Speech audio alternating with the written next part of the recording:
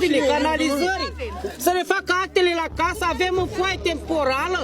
Dacă nu, ce să votăm? Pe ce votăm? Pe foaie temporală nu ne primești. Dar la vot e important sau... Păi normal că e important.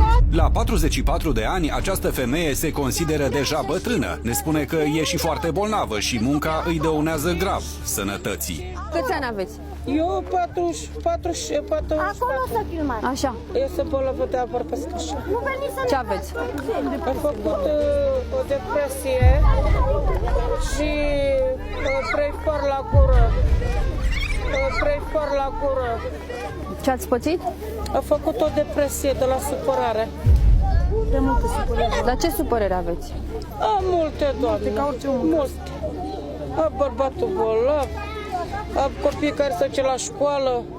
Și asta e o supărare, că se duc la școală? Nu e supărare, e mai multe probleme. Și nu puteți munci? Păi nu pot să muncesc pentru că am și diabet, că sunt bolnavă cu inima. Stai că mete, mama.